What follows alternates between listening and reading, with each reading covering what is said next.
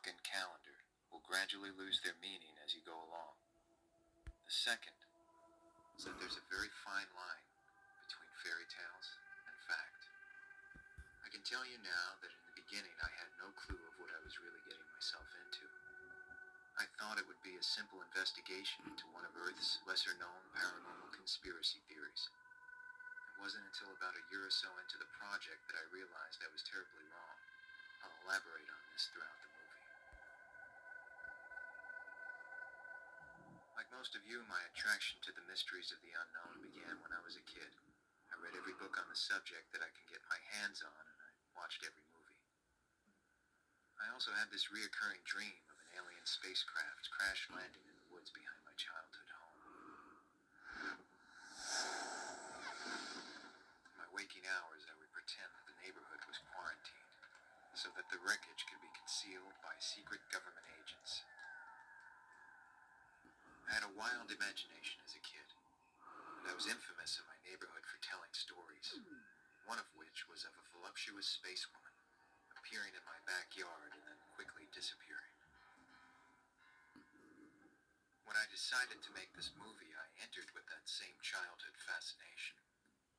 A strange tale of Nazi scientists, government black operations, and extraterrestrial horrors is right up my...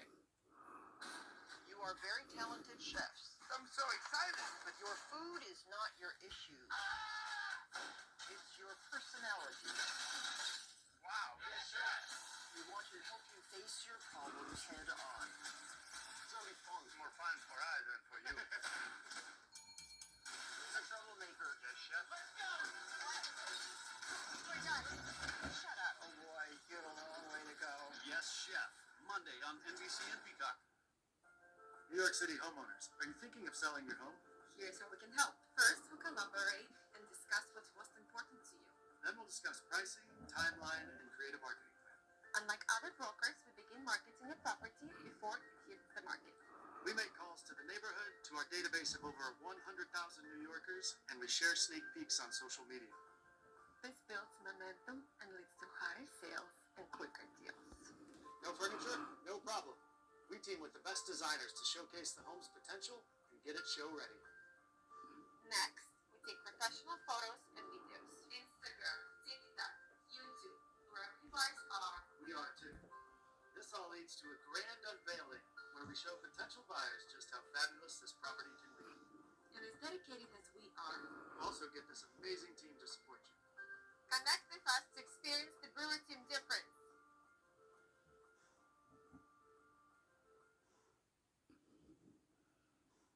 alley.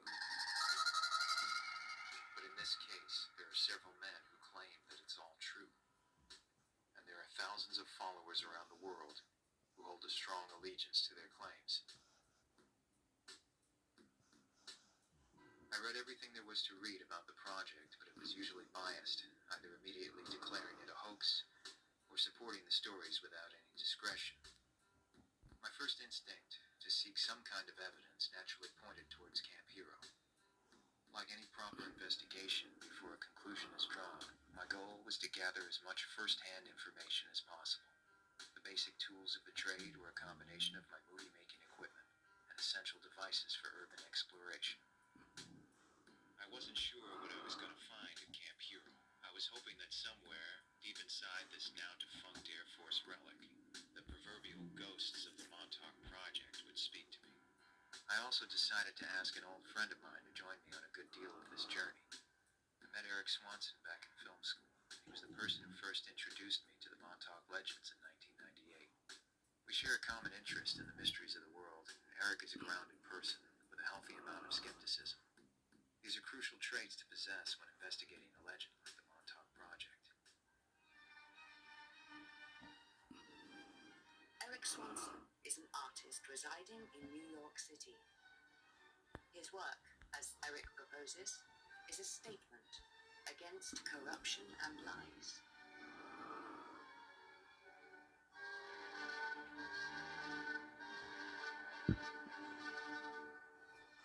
Unfortunately, there's a good deal of people who don't mistrust the government.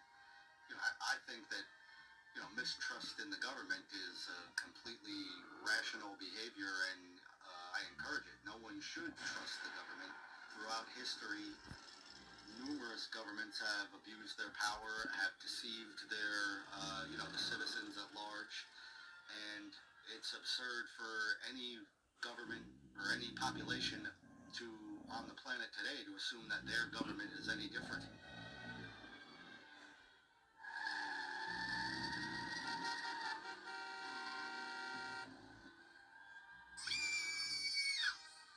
Anytime there's a large news event, you get all sorts of people on the internet who they don't just ask questions, they jump to conclusions that are, in my opinion, most of the time wildly imaginative and have no basis in fact. We first met with Camp Hero researcher and Montauk local, Mr. Paul Fagan.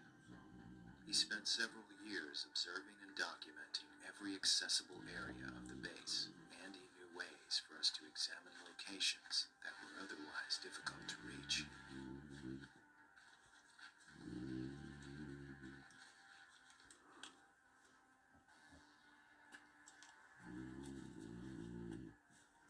One of the more interesting things on the exterior surface was a good number of entrances to the underground.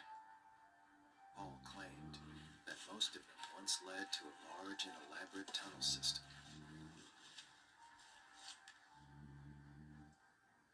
We couldn't confirm this information as all of them were either flooded with water or deliberately sealed with cement. The holy grail of this expedition was the Sage radar tower.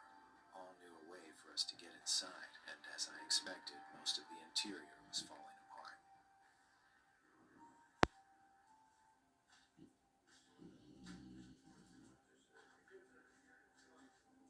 Each level was accessible by staircase.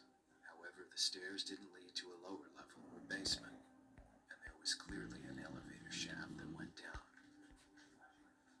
There were remnants of obsolete Air Force technology on every level.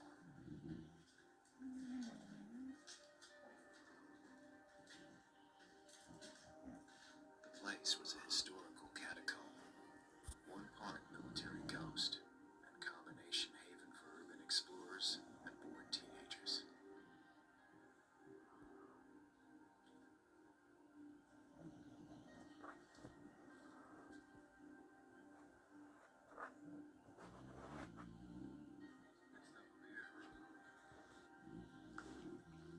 After searching for the better part of an hour, we heard voices coming from a lower level.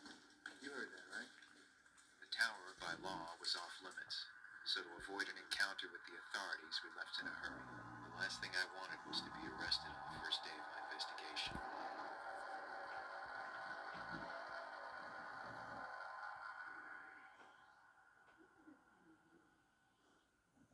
I can't tell you that my singular purpose in this investigation was to prove that the Montauk experiments actually happened. I was searching for some kind of clue that would lead us to evidence that would either support or debunk the many tales that came from this place. Finding evidence is certainly not as easy as some might lead you to believe, and I wasn't interested in wasting time. I chose to avoid several things during my investigation, one of which was the Air Force. I certainly don't believe that the Air Force would confess to running the Montauk Project or any other elaborate experiment that they've been accused of conducting.